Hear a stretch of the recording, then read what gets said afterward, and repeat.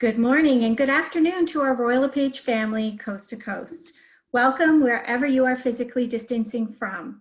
Before I turn things over to Phil, Cailey, and Simeon, some quick housekeeping first. Today's session will be recorded. If you have any audio or video problems or you simply want to rewatch, no worries. All recordings as well as registrations for upcoming webinars are available on rlpnetwork.com under the training tab. During the webinar, if you have a question for Phil, Cailey, or Simeon, please use the Q&A function specifically. The Q&A feature is accessible via the Q&A icon at the bottom of your desktop screen. Just mouse over at the bottom and it's going to pop up for you. Or if you're on a mobile device, it's available in the three-dot menu at the bottom right of your device. Please note that Q&A is the only source we take questions from. Next to the Q&A icon is the chat icon. Please use the chat feature to share any comments or observations.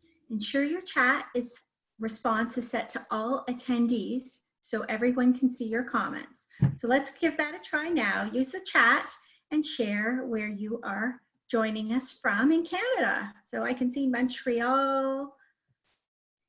We've got some more people here. Let's go. Let's see it.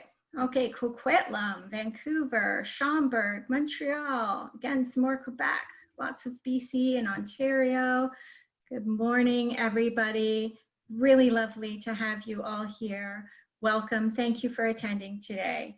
It is my sincere pleasure to introduce you to today's guests, Cailey Heaps Estrin and Simeon Papailias.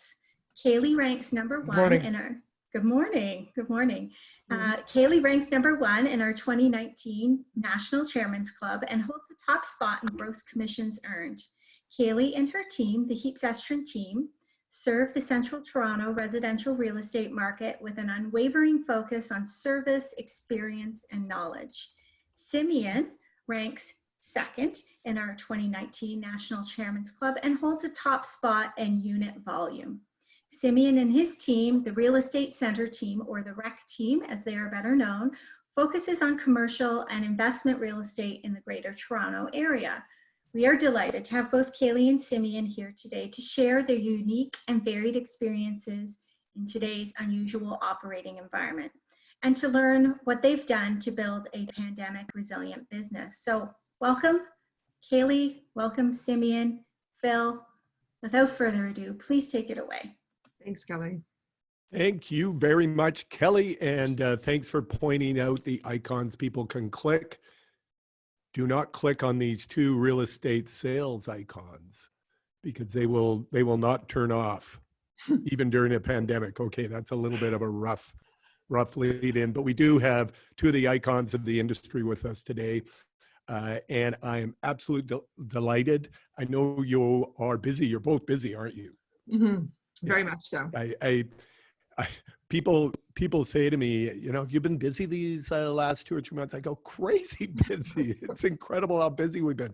Now, not all of it was, you know, make money busy, which is the kind of busy we prefer at being business people, but it's turning to that. So we're going to talk today, folks. We're going to talk to Cailey and Simeon about the past, present, and future. We're going to talk a little bit about how they weathered the storm, what they're doing as the economy reopens, restarts, and the delayed spring market springs into gear.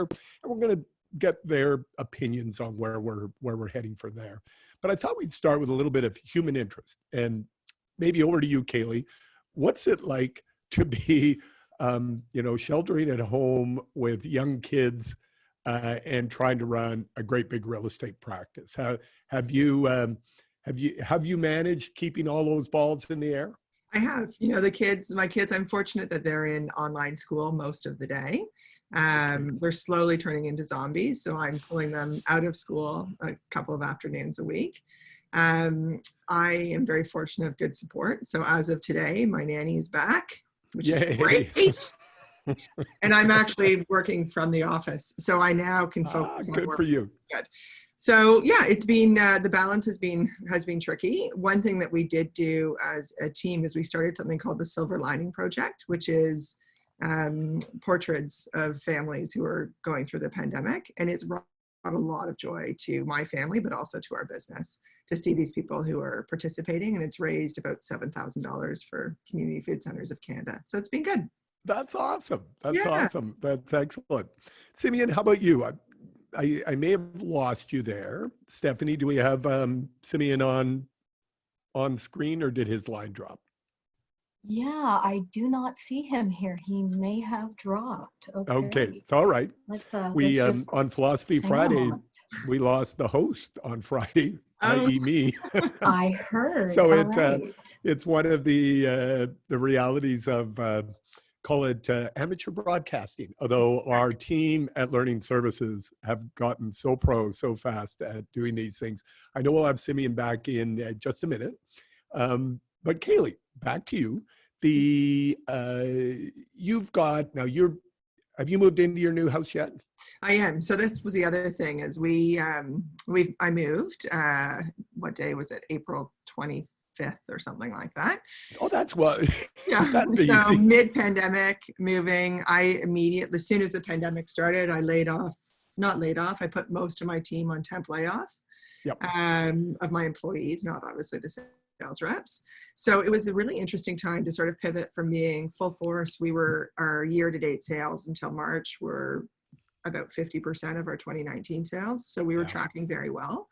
And then obviously everything just stopped. So yeah, it's been a busy time in my personal life with the move and having kids at home. And then also from a business perspective, losing these people I've worked with for years and years and years, and some of them are not going to come back by their choice. Some of them are not going to come back by our choice. And having this time away from the business has really, really clarified what our strengths and weaknesses are. So we're actually doing a full rebuild right now, which is kind of exciting. That is exciting. Hmm. So when you were in the process of getting ready to move, how did you concentrate on keeping all the balls afloat with your practice itself? Yeah, so anyone who knows me knows I'm like a total type A personality. I can't help that. So I'm not someone who really sits down. So I was doing work days. So typically my work day in a normal market will end in the evening, like 9 or 10 or whatever it is. So I was just peeling back that nighttime time to focus on my personal moving and then still working full time during the day. And there's still work to be done. My biggest competitor made the move, and I think it was a huge mistake to publicly declare that they were no longer working and that they wouldn't let their agents work. So I think, we changed the narrative within our marketplace and just said we were deemed an essential service for a reason. We're still working, we're still listing. So we've kept going. We do it with all the right protocols, but we are still transacting. And in the last 2 weeks, our market's back. The spring market it's not the same as spring 2019, but there's a lot more activity. Yeah. The for those on the call, the only jurisdiction in Canada where real estate was declared a non-essential service and shut down, call it completely, was in Quebec. Yet somehow, we weren't allowed to talk to clients ever physically, and we weren't allowed to physically go on a client property. Yet we still managed to write over a third of the business that we would have normally had to write. Honestly, I thought it would have been less than 10%. So people needed they needed housing services, right? It's not like we could shut down, which is why I like to call ourselves midline essential workers. Yeah, and I think, we have so much pent up demand, or we had so much pent up demand going into this that I'm actually not shocked by the number in Quebec. Something's got to give, right? So now that there's more supply coming to market, I do think that it will balance out. I think we probably have a 4 to 6 week spring market that we're in right now. And then I think it will level off a bit. Someone on the chat just asked me what I did for a full rebuild, and I'm happy to address that if they would like. But so I'm a pen and paper person. So this is version 420 of my org chart. So what I did is I did a SWOT analysis for anyone who was on an employee or managerial position. And I've moved people to play to their strengths. SWOT has strength, weakness, opportunity, threat. Yeah. So I've identified what people's strengths are. I've changed their role. If if there was enough strength to move them. And then the people who didn't have the right skill set, I think just probably aren't the right fit. So, financially they have a little bit of space to find another role. And then we've hired to fill in the gaps.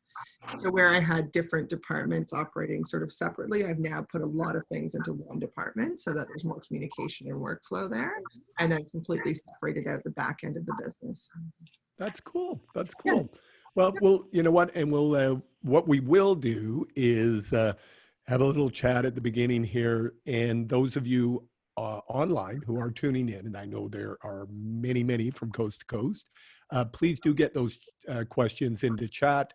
And Cailey will be curating them and looking for commonalities, for example, and we'll have a chance for Simeon and Cailey to address.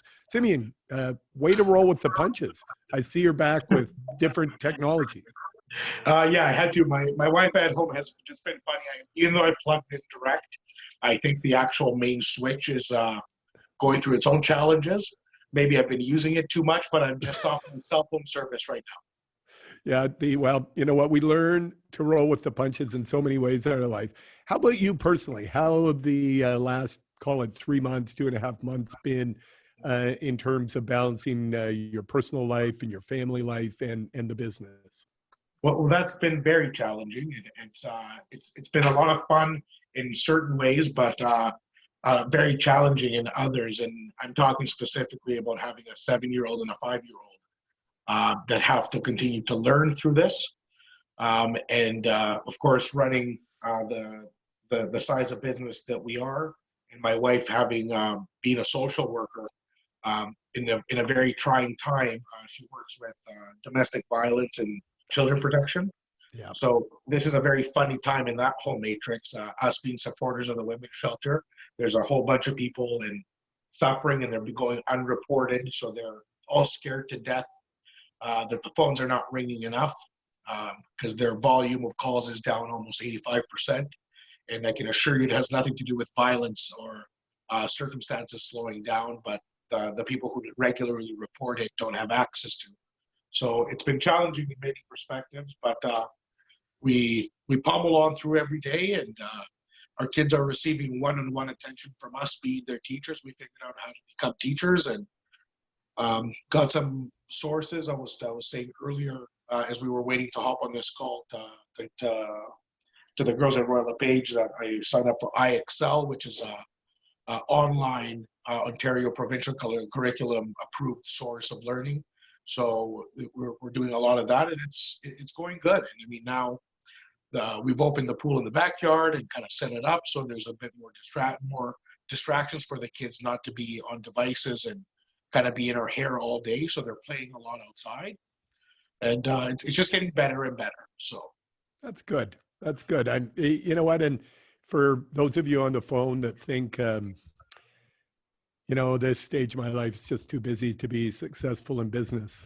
We've got a couple of examples here, both with young families that have managed to reach the very pinnacle of the industry, not just Royal LePage, but the very pinnacle of the industry, because as we know, Royal LePage, the average Royal LePage realtor far outproduces the industry average. So you can do it all. What are you guys doing for personal sanity? Cailey, how are you keeping your brain or your emotions, brain, whatever you want to call it, from going crazy? I was jokingly going to say white wine, but reality. That is handy. So this sounds funny, but my doctor told me to start meditating about 2 years ago, and I find it to be very effective. I also live half a block to Brickworks in the Ravine system, so I spend a lot of time outside. Do you guys have a dog? We do. We have a huge dog. He's about a 200-pound English Mastiff. Oh, big dog. Yeah, and kids, and I went up to the cottage last weekend. Our cottage is far away from anyone else's, so jumping in the lake. I don't know, I just think connecting with nature is a good way to calm yourself down. Yeah, no, absolutely. How about you, Simeon? How are you keeping your sanity? I'm not. It's I think I haven't had too much time to do much more. I really tried hard to get a workout in 5 times a week, and I failed. So I'm getting 2 to 3, which is 2 to 3. That's not bad. It's 2 to 3 more than I used to. So I'll take the W there, but I tried to do more. It's just like, and I have the gym in the basement. Like, I built out everything that I need, so it's not like I need to go anywhere. Not that I could go anywhere anyways, but like, I have everything here. I've set a lot of things up for myself, and I'm slowly getting a bit better with just that whole part of my life that's been really taken a hit over the last, call it, 3 years, with so much intensity put on our business and all the things that have taken place in our lives. So it's that's what I'm doing personally, just trying to get a little bit more time to myself. Excellent. Excellent. Let's go back to the beginning of the pandemic. We hadn't been through something like this before. We've all been, all of us are veterans of this industry. We've been through market downturns and things. We just haven't been through one where the government mandated us to shut down for the greater good of society. Pretty scary when you're running a business and the government says, okay, we want you to turn the taps off. And so Cailey, I know you and I talked in the early stages. So Simeon, you, I, and Jazz talked in the early stages of this. It was a pretty scary time. How did you sort of wrap your mind around the reality of what we were going to face? And sort of what was the process you used to say, okay, this is it, this is a new reality, and this is what I'm going to do? Yeah, so I think having worked in down markets before, I think the big thing I've learned going into them is just to pause, don't react, don't freak out, take a minute just to think everything through. We looked at our numbers pretty closely to figure out what our income, what our revenues would be for the next 3 to 6 months. How long could we keep people? What were we going to do from a marketing perspective? I do a lot of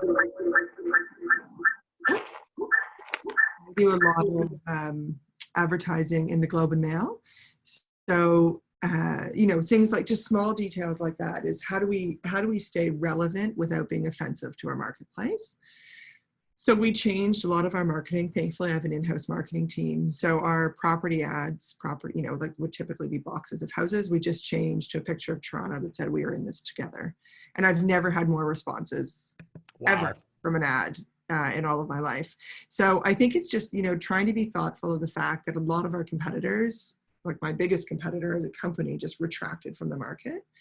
So I think, how do you stay in the market while being sensitive? This is a very hard and stressful time for many people.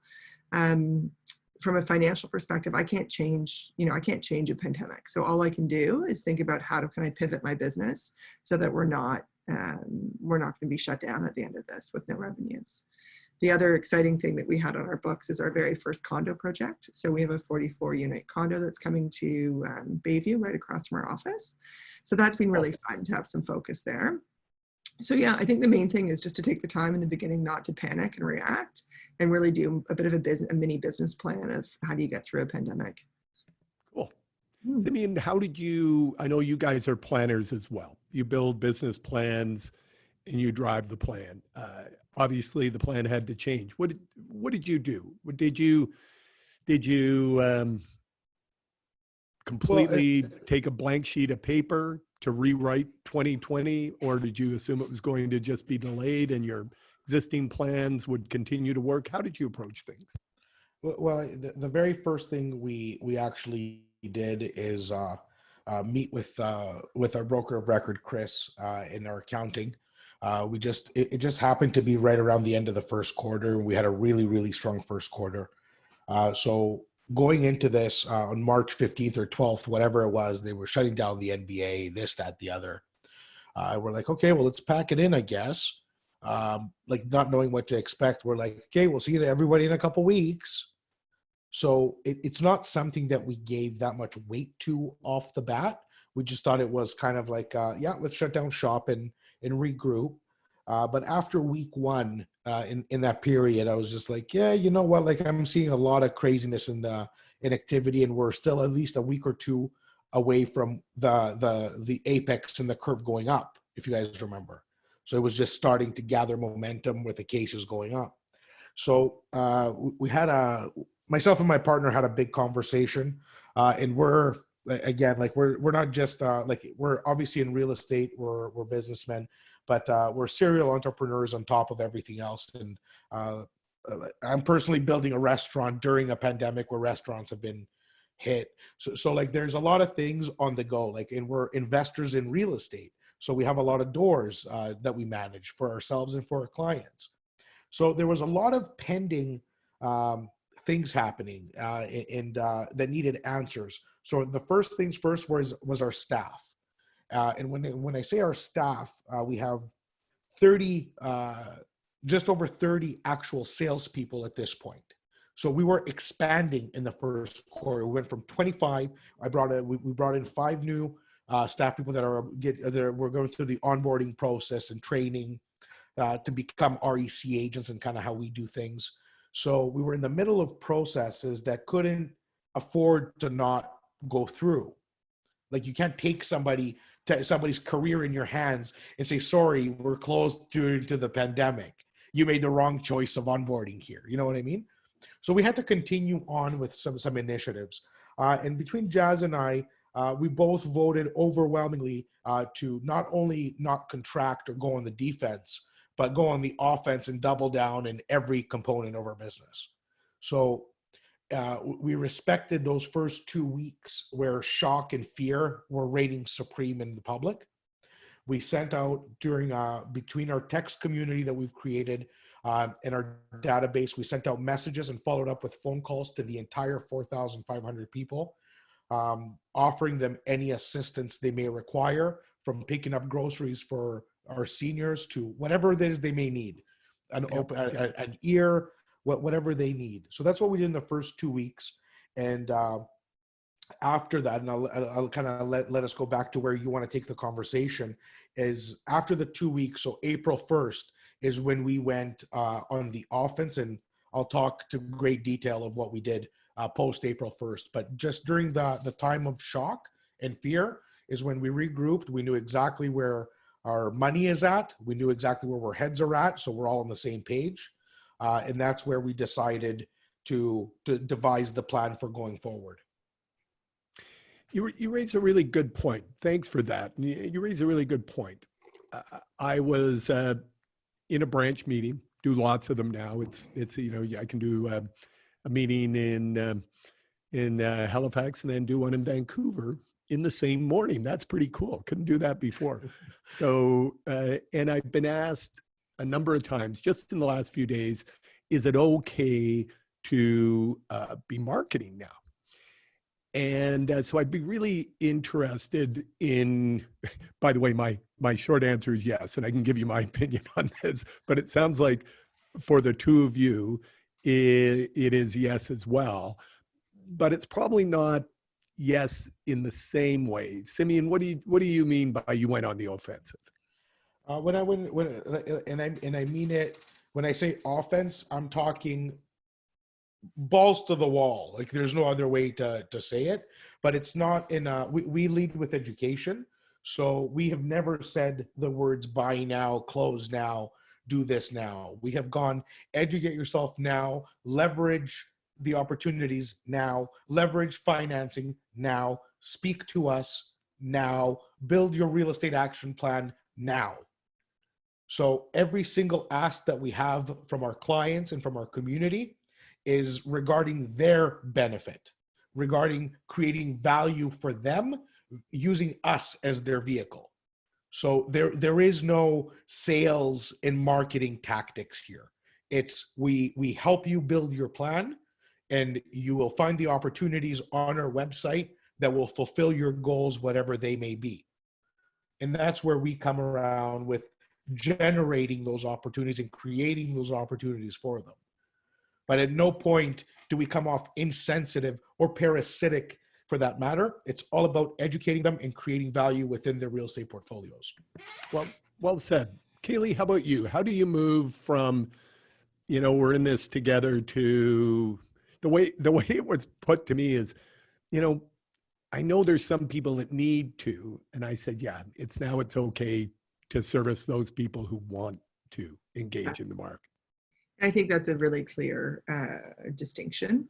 What we have, so we had a team meeting, I guess about 10 days ago when I started to see positive signs in the marketplace, and said it's time to pick up the phone and call anyone who's been thinking about selling and say, if you're still thinking about selling, you know, we feel that there's a 4 to 8 week window that will be our spring market. And it will likely, I don't know if anyone else agrees, but I think it will likely not get better after that for quite some time. I think it'll be a year or two until we climb back out. So I think that's just an honest dialogue. So I think that verbally we're communicating it, and then we've just restarted our print. So we've restarted our globe ads, we've restarted our mail deliveries. We'll see how that goes. I'm a little bit tentative about putting something through someone's door, but we're going to try it once and see if people, you know, throw burning bags of whatever at our office, and then we'll decide if we continue. I think as an industry, we have to be on the same page and say, the market is here. We are working. It is time to just come back to it. You know, I think walking by real estate offices that are closed and shuttered up tells people that we're not open. So I'm really trying to change that. That's why I'm working from my office. If someone rings the doorbell, I go and open the door. So from a marketing perspective, yeah, I'd say we're back to almost normal. Certainly from a spending perspective, we certainly are. Except you're You probably can feel it, huh? The credit cards are getting hit, guys. The credit cards are getting hit. Except it's not normal, right? There are things that are very it's a new normal. So can you talk a little bit about the new normal and working with your team? I have one of these that I wear everywhere. So if I go to appointments, looks very nice on you. Oh, thank you. Yeah, definitely don't start dating during this whole pandemic, because look how different we look. So I have this, and I have gloves for every appointment I go to. I ask the homeowners at the threshold of their house, would they like me to wear them, or are they comfortable without them? 95% of people say, oh, don't bother. I'd say the new normal for us is we do provide hand sanitizer, gloves, masks at all of our listings. The bloody forms that we all fill out 600 times a day to say that everyone's healthy. So we're doing that. And then when our office, like I can hear there's people in my office now behind me. So we have a sign-in protocol where they have to sign in, they have to put alcohol in their hands, and they can't work in a shared space. So I think that is the new normal. You know, I think it'll be interesting. I read this morning that we had a big peak yesterday in cases in Ontario. 200. Yeah. Yep. So whether that shuts us back down again, I have no idea. Before I get to your thoughts on the new normal, Simeon, just for, you know, this is a national firm, and we've got 2 practitioners here who practice in the largest city in the country, but the situation here is quite different than it is in, say, Winnipeg.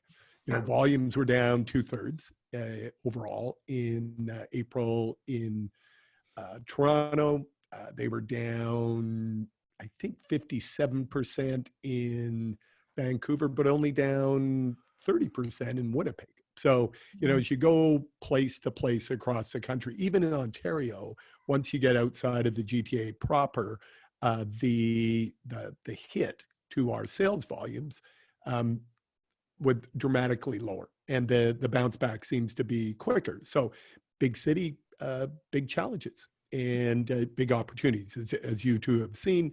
But you know, if you're in Fredericton. In Lincoln Thompson's office, you were one of the first to open out of the hundreds and hundreds of Royal LePage offices across the country. You were one of the first to open. You've got this probably down to a science now, because you've been at it a while. If you're in Eastern Ontario or Southwestern Ontario, you're rolling back into normal. If you're in other parts of the country, your situation will be different, but I think the new normal in terms of the way we practice real estate will be very similar from coast to coast. Simeon, what do you think about the new normal? I mean, it's interesting because I'm easily sucked into our own little bubble of the REC world, which is just so much to manage. So, but on Saturday, we no sorry Friday evening. I had three of my I had my director of commercial, my director of operations here at the house all day. So we worked kind of in the backyard and just got on the same page and went down just finding holes in our commercial division because we're looking to really grow that, etc. So we spent the day strategizing in the backyard and working from there. But in the evening at 6, I had to support one of our salespeople on the ground in Willowdale. We did 3 showings in that $4 million category. And it's so interesting because I was so detached from residential showings for so long. And since COVID and everything else, like to see how the market was reacting. We saw people on the street. I saw listing agents, the questions that they were asking. And it's, and you're in a price range where it's different because luxury markets always get destroyed first. Like if anybody's going to take a bag of nickels to the face, it's the luxury market, the recreational market, always where people can right away go on defense, right? It's not when a property goes for sale at $799,000 East York and you have 25 competing offers during a bombing. Like so like those aren't the markets that are going to take the hit. But like in the 4 million range, it was interesting to see. It was interesting to see the psychology of the buyer because it wasn't my buyer, it was my team member. So I met them for the first time and they had met at an open house and they're from Ottawa and they're in Toronto. So they don't know what to make out of how to act and react. And listing agents are there with their little pumps and bottles of alcohol, and it's distracting and it kind of puts a different mood. Like I'm flowing a conversation with the buyer, like talking about the home, and all of a sudden you can't touch the door to get in. So is the door open for you? Like it's just these weird things that are establishing what the new normal will look like. And I don't think there's enough data to kind of establish what the new norm is, especially because of what you said, like in Winnipeg or in Alberta or in BC, where there's such fewer cases, the impact is a lot less. So people will go back to, I think, a place of normalcy a lot earlier, where in Toronto, anybody who lives in a condo is not stepping foot in the elevator with more than 2 more people. So you're already starting seeing queues in buildings and people interacting with each other in ways that they haven't before. So I also had feedback. Somebody was listing their condo and a neighbor was blowing them out saying, how could you be so selfish to bring more strangers into a building that's already dangerous to walk in and out of as it is? So you have different points of views happening, and other people's fears are hindering on some of the progress that we're making in psychology, meaning like feeling better about things. Other people are not. And that brings effects into our position. So if I'm walking in with a client, will I get like back in the day, like with fur, like will you get hit with some flour and just walking into a building, or with a bottle of sanitizer? Like, bastard, get out of my building. I don't know. So I think it's still developing. I think we just got to really practice and be vigilant with physical distancing and be respectful of people's fears. I think that's number one from what we as professionals on the ground need to do.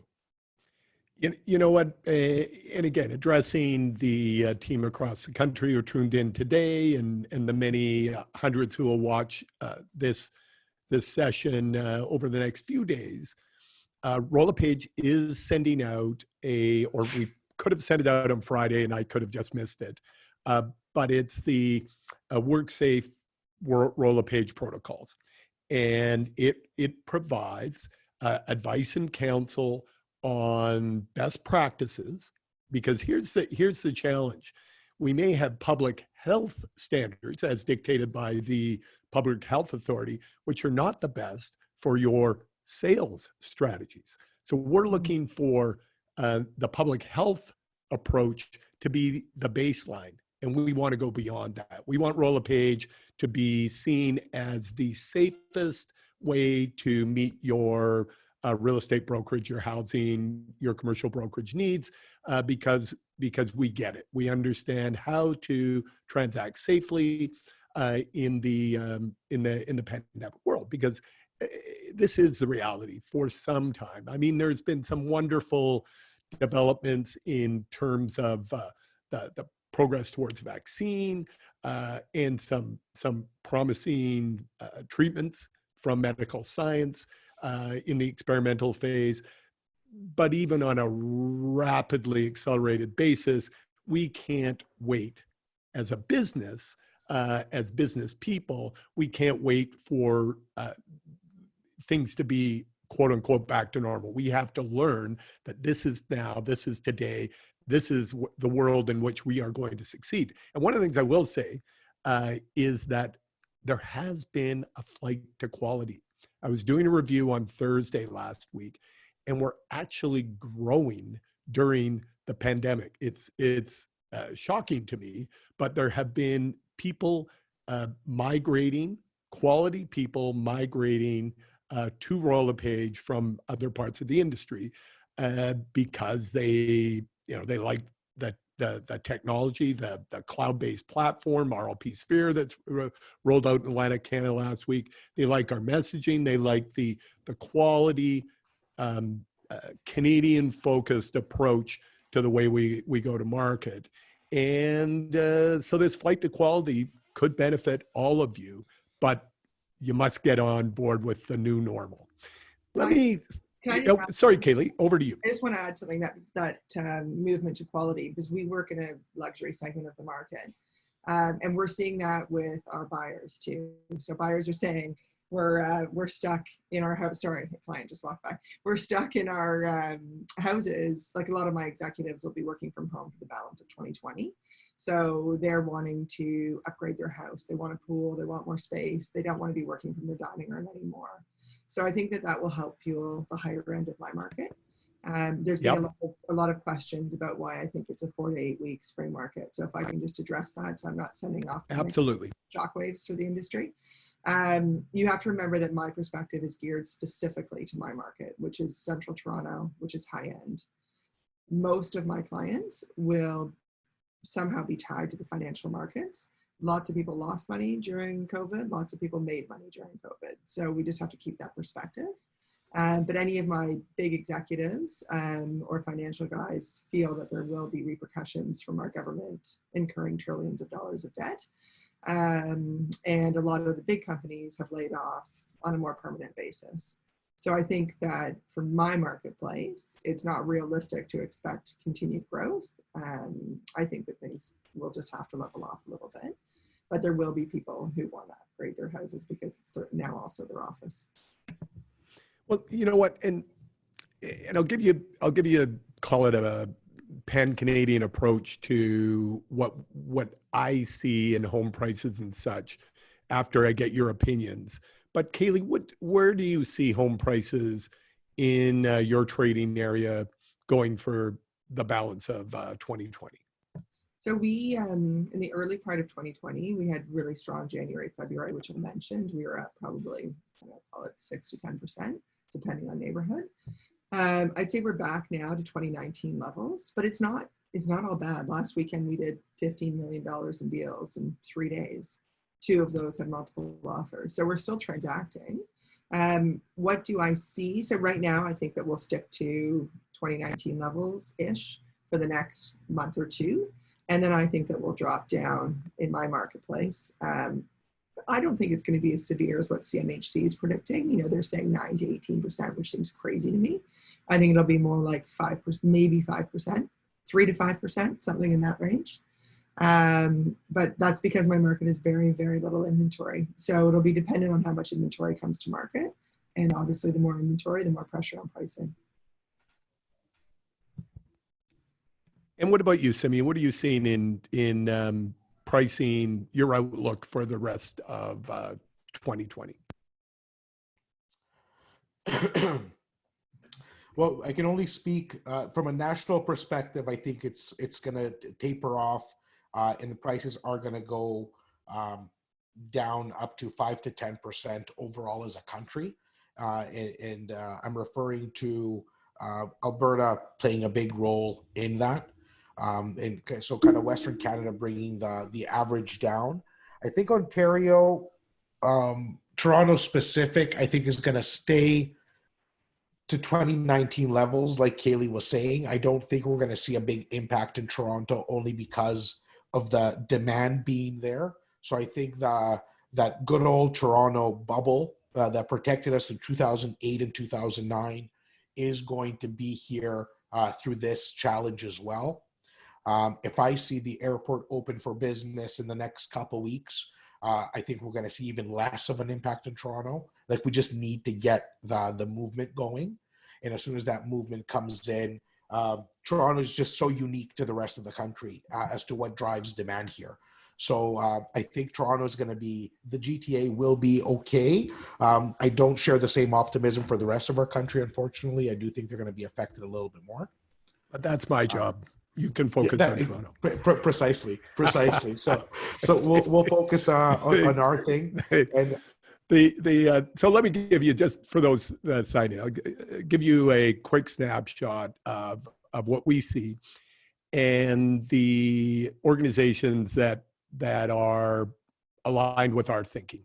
So Cailey mentioned CMHC. They would be the opposite. The outgoing CEO of CMHC, who I understand wanted another term and was not granted, so he is leaving, has been very, very negative and has received a lot of criticism.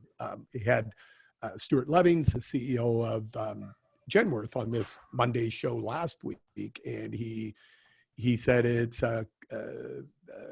really puzzling why he's made some of the negative statements he's said, which frankly are just really doom and gloom. You contrast that to, and I'll give you some examples, and I'll land with our forecast. So the governor of the Bank of Canada, Governor Papailias, disagreed vehemently and said, no, I don't believe that we're headed for a deep and prolonged recession. I believe the recovery will be strong. It'll obviously there'll be some impacts from this, but the recovery will be strong. Remember, we came into the recovery. Canada had the best fiscal position, the best balance sheet, we sometimes say, of any advanced economy. So our finances as a nation were in better shape than other countries like the United States, for example. We also had the lowest unemployment in a generation. We know that much of the unemployment, the 3 million people who've gone unemployment, are sadly youth, 25 and under, and part-time workers. And those people tend to play a smaller role in real estate transactions than the population overall. Remember, 70% of people own their own homes. In research done by Environics, released last week, sponsored by Genworth, we found that quite fascinating, that people, and they went into market in February of this year, and then they went back into market, first time they've ever done this, in May, because they wanted to see the pre and post. This is the Environics study of Canadians from coast to coast, attitudes towards real estate, and they found people had not changed. There were certain things that had changed, but their buying intentions regarding real estate had not changed. We found that there was 30% of people that were their finances had been really severely impacted by COVID-19, but that did not correspond to the people who were homeowners. The proportion of homeowners that were severely impacted were very, very small. Probably the most fascinating thing for me in this study was a material leap in the number of people who said, yeah, I'm interested in purchasing a home with less than 20% down. In other words, first-time home buyers who would see a unique opportunity to get into market. So forecast, TD and Royal Bank have both put out forecasts suggesting that home prices, they're a little more optimistic than we are, will by the end of the year nationwide be up over 2019 levels. If you look at our forecast, go into royallepage.ca media room and look at the forecast. You'll see all the math in there and all the analysis. You'll see nationwide we expect home prices to be up by 1% by the end of the year. So essentially flat. But that's still up. So when people are asked, what are happening to prices, this is the way we see it happening overall in the market. This isn't talking to these two teams, trading areas specifically. This is Canada-wide. We see a dip in home prices during the heart of the lockdown, which now looks to be April, May. And why? Because in that time period, there are people in market that expect a risk premium to transact. They're saying, I'm a buyer at a time when we were told to stay home. I'm taking this risk. Same way someone who's in the equities market during a drop in stock prices expects to get a deal. And they're saying, I need a deal or I'm not transacting. And they're finding people who are willing to sell their homes at a lower price than they would have been in March.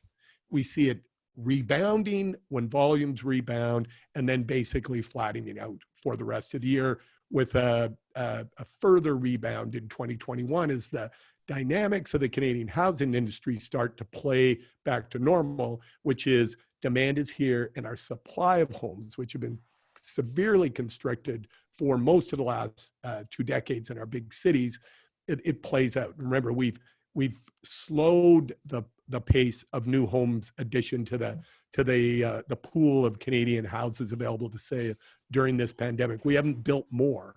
The pace of building has slowed down, and so it's not going to help in terms of the shortage of homes. And the last part, looping back to those first-time home buyers, we have more first-time home buyers in a recession. They are often the first ones back in. They sense an opportunity. They don't have a home that they're worried about selling. They're just buyers looking for an opportunity to get into the market, which should get that virtuous cycle of real estate going again, where the entry-level homes are sold to first-time home buyers, the entry levels can move up, the move up can move into luxury and so on, spinning the virtuous cycle of real estate. So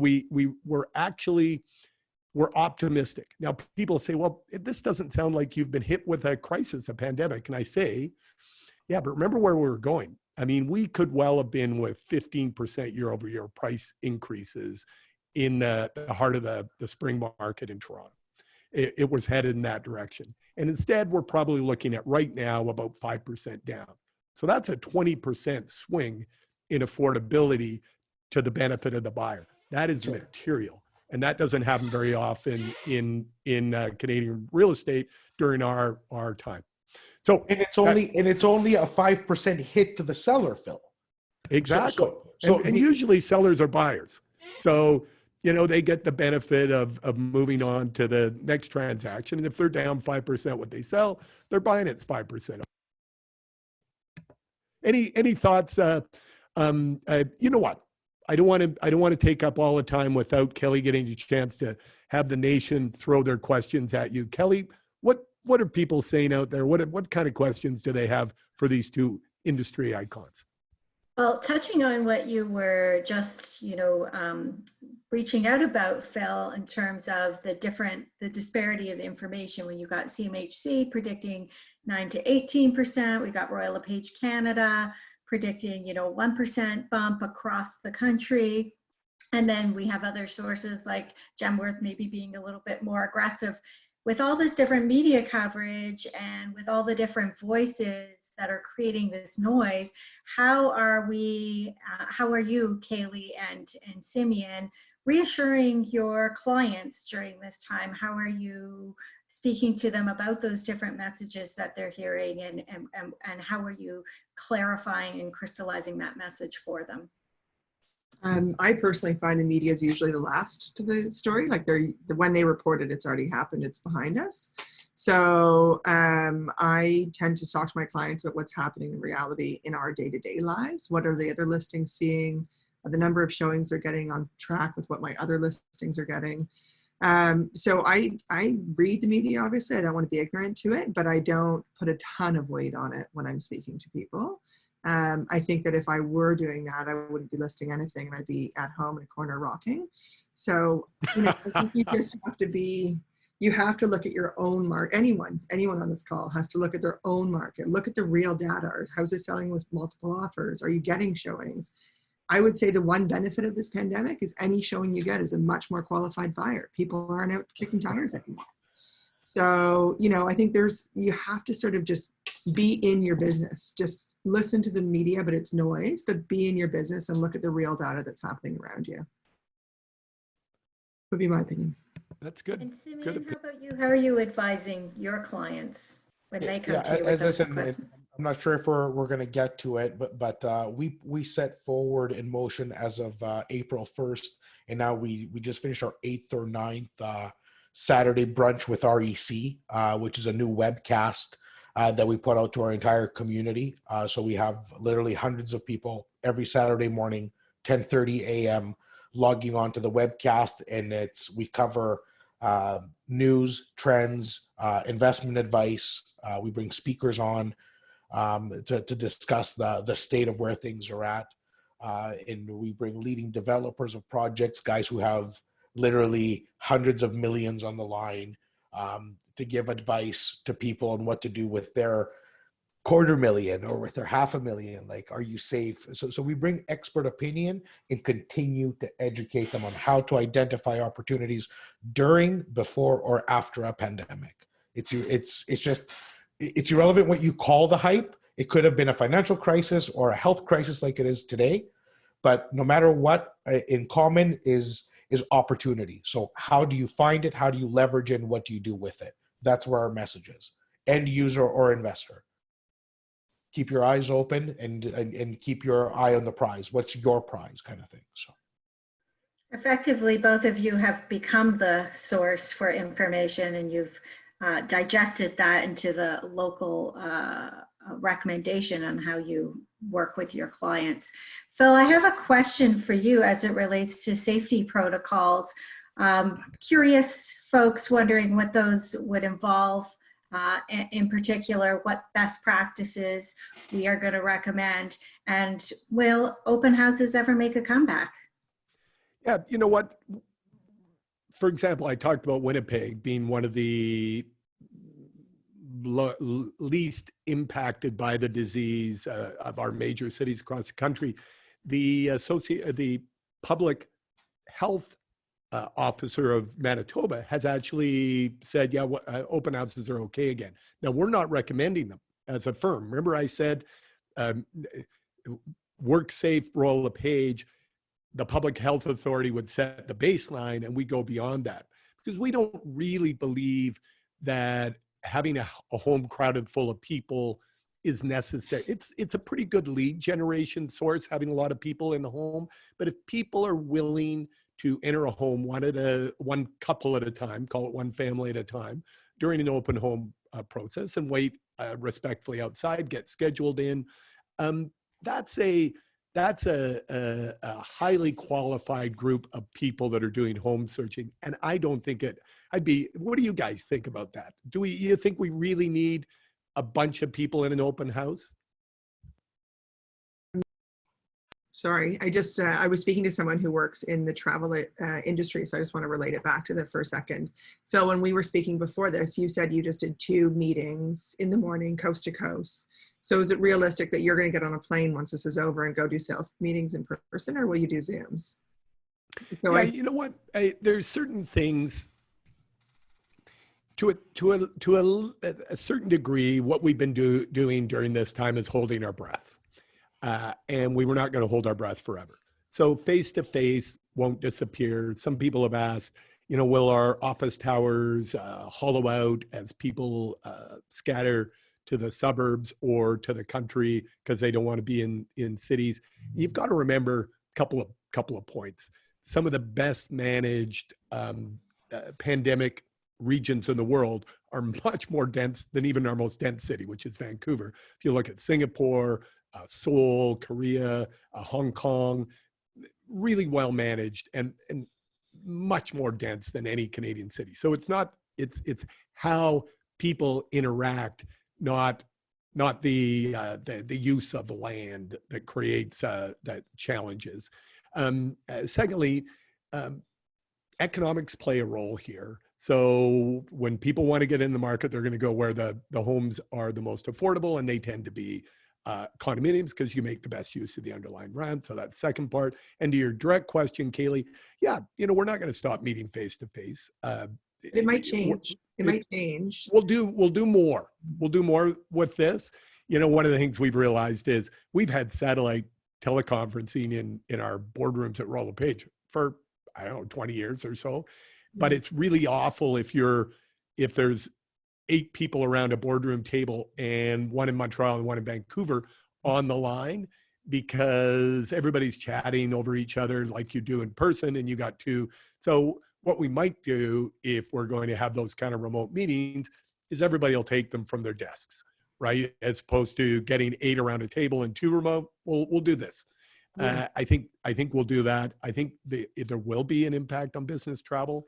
I believe there will be less, but again, back to history, people have really short memories. After 9/11, some people predicted the decline in office tower habitation. If you recall back to that time in Toronto, people evacuated downtown. There was a fear about being in the big towers in downtown Toronto. And guess what? You know, people came roaring back in. We've got huge, beautiful towers going up all over the country. The 2 CIBC towers, what are they, 60 stories each, that are well on their way to construction. Gorgeous buildings, huge facilities. Premises are simply another business tool that we leverage, like labor, you know, staff, and systems like computer systems. So we leverage different tools to be successful in business. And one of them is real estate, commercial real estate. And I don't see it disappearing. It will change. This will accelerate our move to end-to-end digital real estate transactions. Absolutely, because we've got lawyers on board. We've got the Law Society on board. We've got banks on board with mortgaging. And I don't think they'll revert right back to the way they were. So there'll be some advantages. That was sort of my point about travel, is I think that people will still do it. So if you can link that back to open houses, there will still be people who want to experience an open house. I gotcha. But it's not going to be everyone. So I think that the virtual open houses are here to stay. I think those are now part of our industry and we need to embrace it. I think that we will go back to open houses, but in a different format than we're used to. You know, like when travel comes back, I'm sure that we're not going to be sitting basically on each other's lap when we travel. Right. So I think open houses will have a similar reaction where people will have to book in their time slot or will have to wait out front. Whatever the solution is, I think our business will go to booking in, so their agent can book them in or they can book themselves in. So yeah, I think open houses will still exist, Kelly. I just think that it will look a little bit different than what they did for at least this year. And then maybe in 2021, they'll go back to what they used to be. But yeah, much like travel, I think people will we're going to eliminate the people who are doing it. Like the tire kickers won't be at the open houses. Thank God. We are seeing some of that in the chat with the Western Canadians sharing that they're already having open houses and they have set up protocols so that it's 2 people in at a time. You're booking appointments in advance. So we're already seeing it. Absolutely. The and do watch the Royal LePage Digest for the distribution of the best practices document on working safely. I think there'll be some gems in there. A lot of it you've picked up over the weeks on this kind of forum, but this is distilled down into a single document, and it's a living document. So it'll change as Canadian consumers decide what they want, and then we're going to be a little better. Great. Well, that puts us just past the hour mark. So thank you so much, everybody, for your time today. 2 of the busiest people in real estate right here, 3 of them, in fact. We really appreciate your time and your sharing today with all of Royal LePage Canada. So thank you so much. Thank you, Kelly. And just let me echo huge thanks to these 2 who are incredible givers within the industry, both within their peer group at the very top of the industry, but across the industry. They're employers of tens and tens of often young realtors who are getting a start in the industry or helping people move their careers to another level. They're wonderful role models, and I just really appreciate everything you do, pandemic or no pandemic, for the company. Thanks for being on, guys. And thanks Kelly, Stephanie, for running another great show. Thanks for having us. Thank you so very much, everyone. I just hope everyone stays focused. There is nothing you can't do. So get on your Zoom calls, get your clients ready, educate them, and get your business going. Make it happen, guys. Cheers. Great. Stay safe, everybody. Thank Bye. you. Bye.